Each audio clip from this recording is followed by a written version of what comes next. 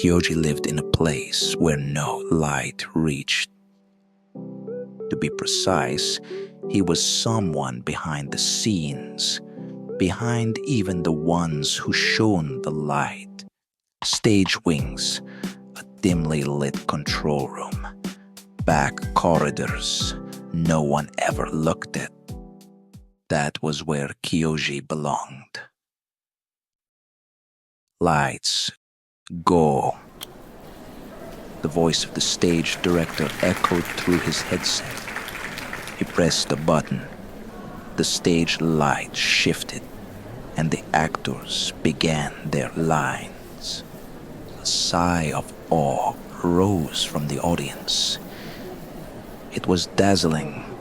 The actors on stage basked in the spotlight, commanding every gaze. They wept, laughed, raged, gripping the audience's hearts. And me. Properties. Set change, quick. He obeyed the cue, working silently. He hauled the heavy set pieces and placed them in position. No one looked at him. A faceless figure under a black hood. Even if I weren't here, someone else would just do it. During a break, biting into a cold bento, Kyoji muttered, "Not a line. Just talking to himself. No special skills were needed. Sure, there was a lot to memorize, but once you got used to it, it was just routine." A cog. No, more like the oil on the gears. All it did was reduce friction. Easily replaced. He would never stir emotions, never earn applause. All he did was make sure the story flowed smoothly, adjusting things from the shadows. At the end of the day, all that remained was fatigue, a sense of accomplishment. Nothing so grand, just that the day's work was done. Anyone could do this. Every time he thought that, something tightened deep in his chest. One life to live.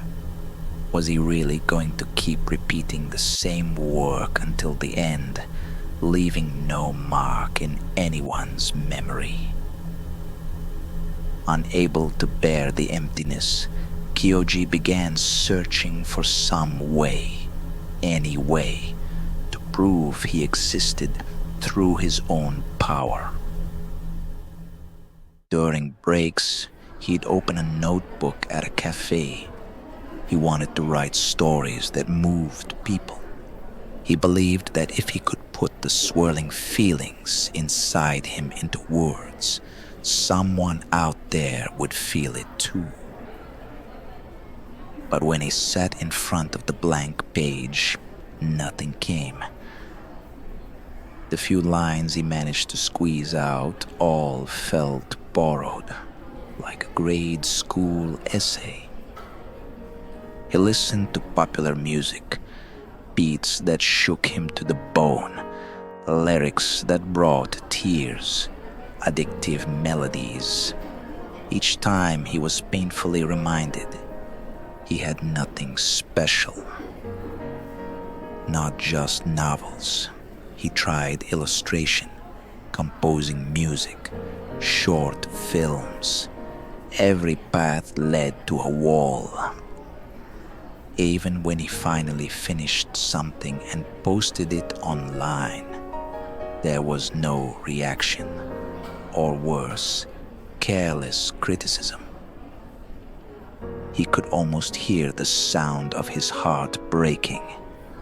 There are people who are special and people who aren't. He was the latter. A sigh escaped him. Still, starting to create had taught him something.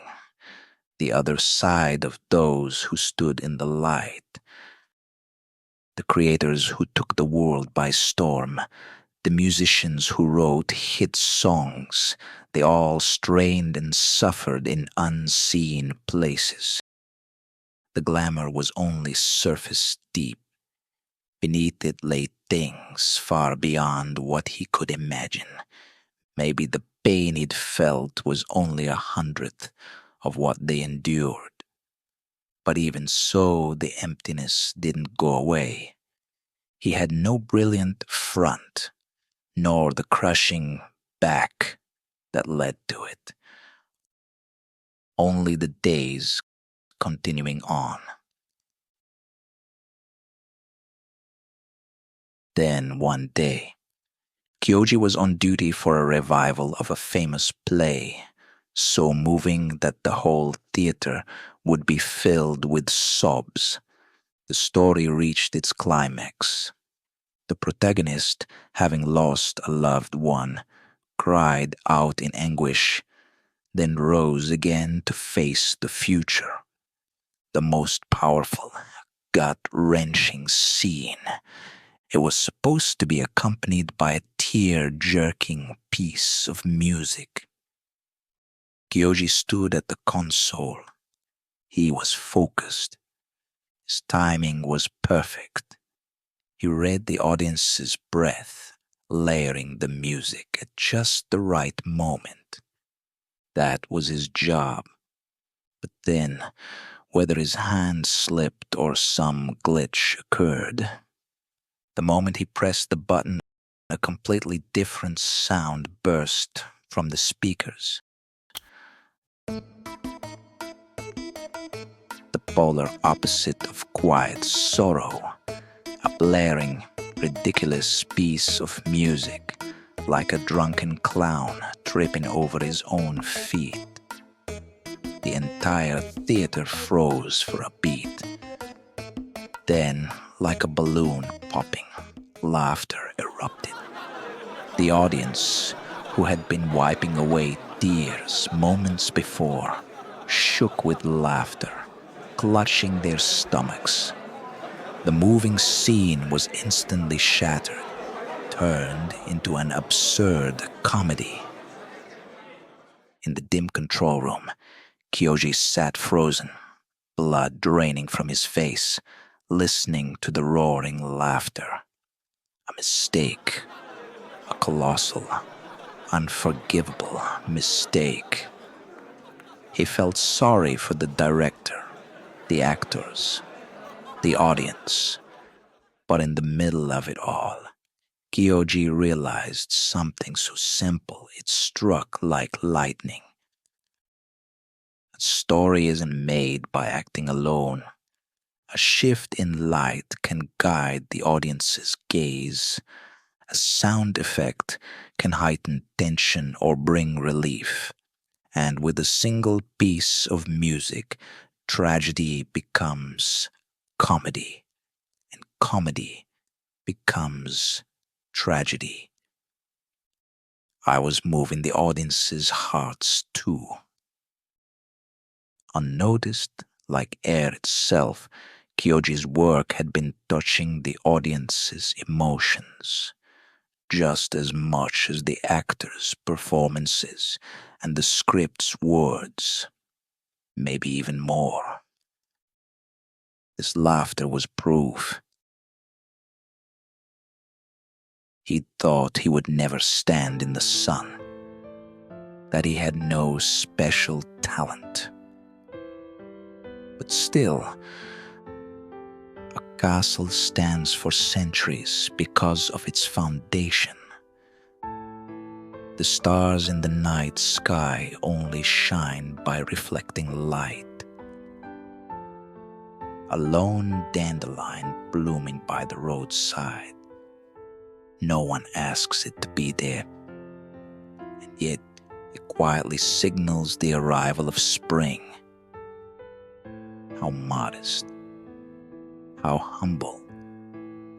It wasn't something as dramatic as finding himself, but the pain in his chest eased just a little.